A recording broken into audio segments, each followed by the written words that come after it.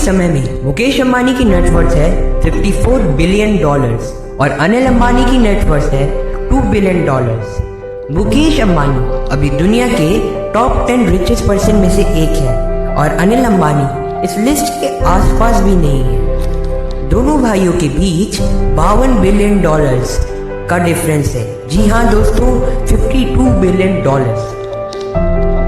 Hello friends, मैं हूँ अरमान और आपका स्वागत है हमारे चैनल जिसका नाम है फैक्ट्स गेट।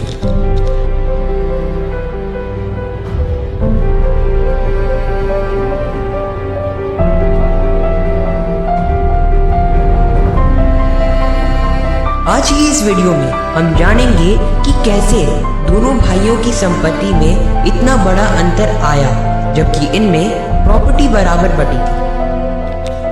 धीरूभाई अंबानी हमारे देश के अब तक के सबसे बड़े बिजनेसमैन रहे हैं और उनके बेटे भी बिजनेस और बुद्धि में उन्हीं की तरह हैं। धीरूभाई अंबानी ने अपने दोनों ही बेटों के साथ काम करा और काम सिखाया।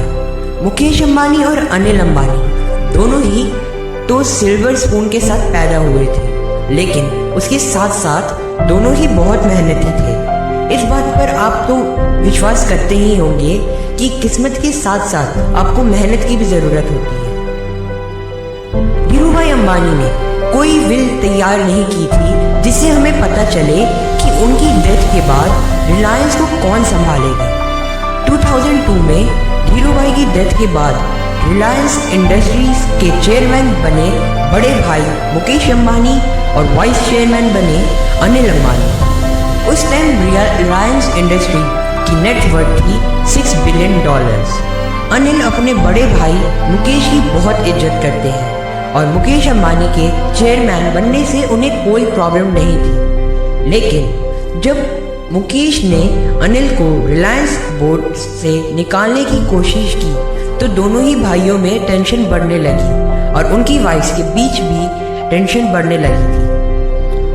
इसी बीच रिलायंस बोर्ड की एनुअल रिपोर्ट आई जिसमें धीरूभाई अंबानी और मुकेश अंबानी का नाम आया, लेकिन अनिल अंबानी का नाम कहीं भी नहीं आया।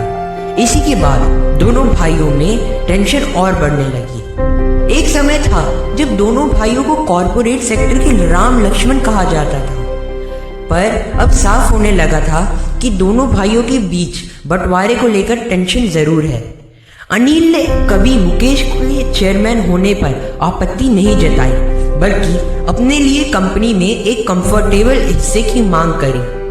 2005 में उनके बीच के इस विवाद को शांत करने के लिए उनकी मां कोकिला बेन अंबानी ने उन्होंने 99,000 करोड़ रुपए के इस एम्पायर को 2 हिस्सों में इस तरह बांटा कि मुकेश और अनिल के बीच में बराबर की संपत्ति आई। मुकेश के हिस्से में आए Reliance industries and IPCL, petrochemical, oil and gas exploration, refining and textiles. वहीं अनिल की संपत्ति में आए रिलायंस इंफोकॉम, रिलायंस एनर्जी और रिलायंस कैपिटल।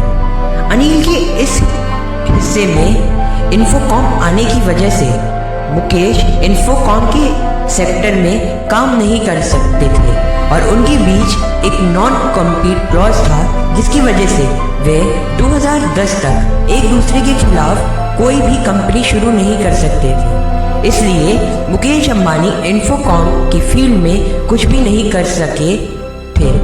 2006 तक अनिल अंबानी की नेटवर्थ मुकेश अंबानी से ज़्यादा हो गई थी और अनिल अंबानी के पास मुकेश अंबानी से 550 करोड़ रुपए ज़्यादा थे।